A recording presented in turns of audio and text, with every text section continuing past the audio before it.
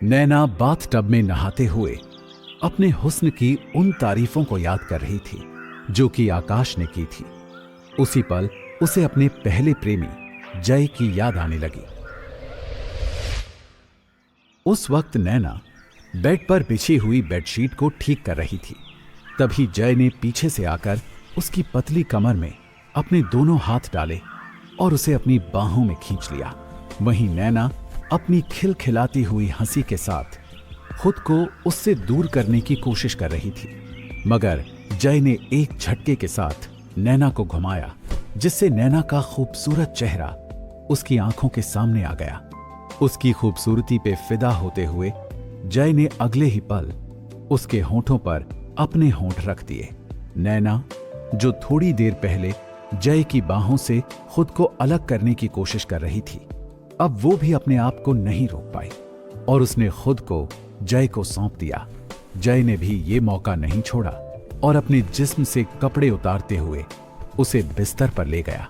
कांच के टूटने की आवाज सुनकर नैना अपने ख्यालों की दुनिया से लौटकर होश में आई, जहां वो काफी घबराई हुई थी। कौन है? कौन है वहां पर? जीवन! जीवन! जीवन को पुकारते हुए नैना बाथटब से बाहर निकली और टॉवल से अपने जिस्म को ढकते हुए उसने तुरंत विंडो खोली, मगर उसे वहां पर कोई भी नजर नहीं आया। उसने एक गहरी सांस ली और बाथरूम का दरवाजा खोलकर बाहर आई, जहां जीवन उसकी आंखों के सामने खड़ा था। क्या हुआ? तुम्हें बताकर तो बाहर गया था, इतना परेशान क्यों लग रही हो? सब ठीक तो है ना? हाँ, सब ठीक है, लेकिन जाने क्यों मुझे ऐसा लगा जैसे कोई बाथरूम की खिड़की से मुझे देख रहा था। जीवन बाथरूम के अंदर जाकर खिड़की से बाहर झांकने लगा, जहां नीचे उसे खिड़की के टूटे हुए कुछ टुकड़ों के सिवाय कुछ भी नजर नहीं आया। सब ठीक है, तुम्हें परेशान होने की कोई जरूरत नहीं है। तुम्हें वहम हुआ होगा, मैं विंडो का कांच बदलवा दूंगा। कॉफी शॉप पर दिन भर नैना इसी बारे में सोचती रही कि आखिर खिड़की पर कौन था। आज उसे आकाश भी शॉप पर नजर नहीं आया और इसी तरह पूरा दिन निकल गया। शाम को कॉफी शॉप बंद करने से ठीक पहले एक शख्स वहां पहुंचा।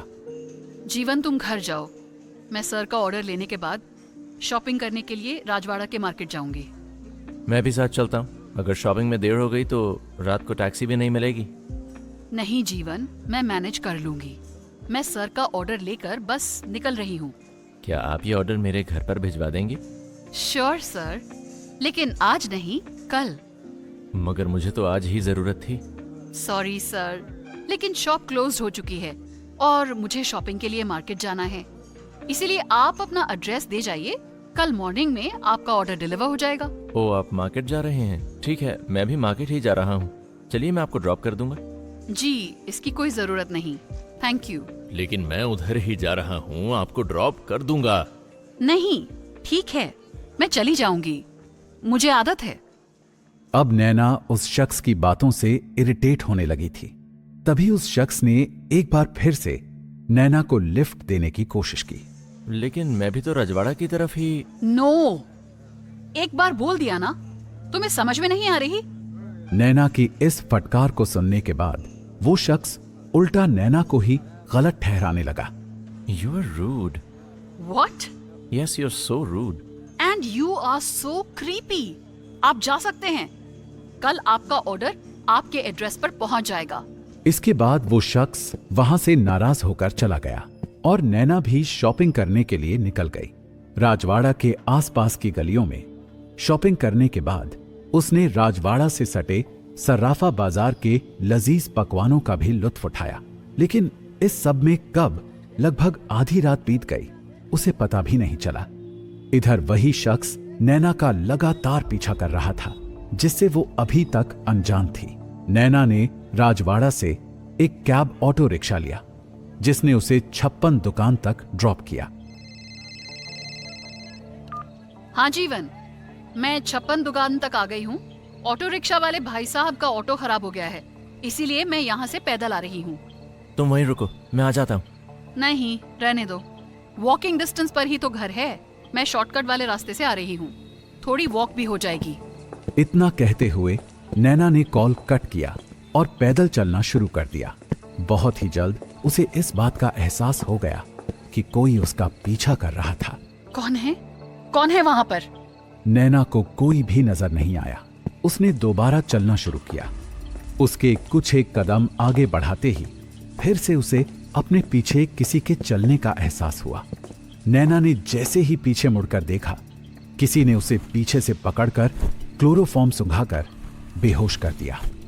वो नैना को अपने साथ एक सुनसान खंडहर में ले गया और उसे एक कुर्सी पर बैठाकर उसके दोनों हाथ रस्सी से बांध दिए और आंखों पर पट्टी बांध दी। थोड़ी देर बाद नैना को होश आया। बचाओ, बचाओ, please, somebody help me, please help। Nobody is here to help you. Don't shout. कौन हो तुम? और मुझे यहाँ पर इस तरह से क्यों बांध रखा है? नैना बहुत ही बुरी तरह डरी हुई नजर आ रही थी और इस कुर्सी से आजाद होने के लिए मछली की तरह छटपटा रही थी। तभी उस शख्स ने नैना की आंखों से पट्टी खोली। मैं नयन और तुम नैना। उस शख्स की शक्ल देखकर नैना चौंक गई। तुम तो वही हो जो आज शाम को शॉप पर आए थे। मैंने तुम्हारा क्या बिगाड़ा है? कहीं मैंने तुम पर चिल्लाया था?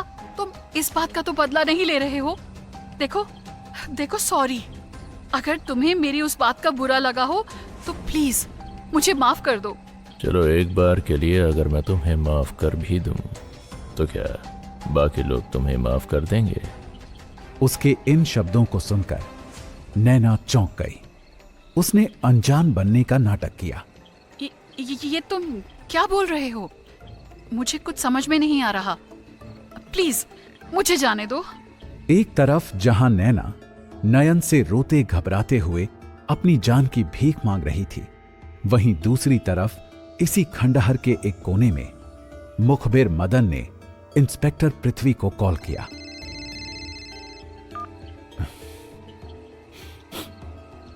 हाँ बोल, आधी रात को क्यों परेशान कर रहा है? हाँ? साहब आपको एक इम्पोर्टेंट बात बतानी थी। अबे तूने पी रखी है ठरकी? चल फोन रख। साहब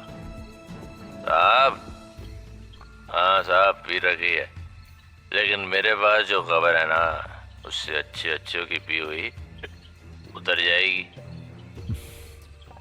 अच्छा चल बोल, ऐसी कौन सी सनसनी खबर है तेरे पास? हैं? मदन पृथ्वी को कुछ बताता इससे पहले ही उसके कानों में नैना की आवाज गूंजी। somebody help me, साहब please help। मेरे को लगता है कि किसी की जान खतरे में है और कोई मदद मांग रहा है। मैं आपको कॉल लगाता हूँ, आप कहीं जाना नहीं। हाँ ओके? somebody help me। इतना कहते हुए मदन ने अपने हाथ में मौजूद शराब की बोतल को जमीन पर फेंका और लड़खड़ाते हुए उस दिशा में आगे बढ़ा जहां से नैना की आवाज आ रही थी। कौन है इधर? क्या चल रहा है यहाँ पर? भाई साहब, बचाओ मुझे इस पागल इंसान से। कौन है तू? आप लड़की को क्यों बांध रखा है? कौन है ये लड़की? यहाँ दोस्त है। ऐसे कौन दोस्त के हाथ पैर बांध के रखता है? यहाँ चल खोल इसे, चल खोल। इतना कहते हुए मदन खुद नैना के हाथ पैर खोलने के लिए उसकी तरफ बढ़ने लगा, लेकिन नयन ने उसे रोकने की कोशिश करते हुए उसका हाथ पकड़ लिया। इससे गुस्से में आकर मदन ने अपने दूसरे हाथ से एक जोर का मुक्का उसके मुंह पर दे मारा, जिससे नयन औंधे मुंह सीधे जाकर जमीन पर गिरा। आप घबराइए मत मैडम, आपको कुछ नहीं होगा। मदन नैना के दोनों हाथों को खोलने लगा। तभी औंधे मुंह जमीन पर गिरा हुआ नयन तुरंत फुर्ती से उठा। उसने मदन का कॉलर पकड़कर उसे अपनी तरफ खींचा। मदन ने जैसे ही उसकी तरफ पलटकर देखा, नयन को पिस्टल ताने अपने सामने खड़ा पाया। क्या नैना नयन के चंगुल से जिंदा बचकर निकल पाएगी? कौन था ये नयन जिसने नैना को किडनैप कर लिया था? जानने के लिए सुने इस कहानी का अगला रोमांचक एपिसोड।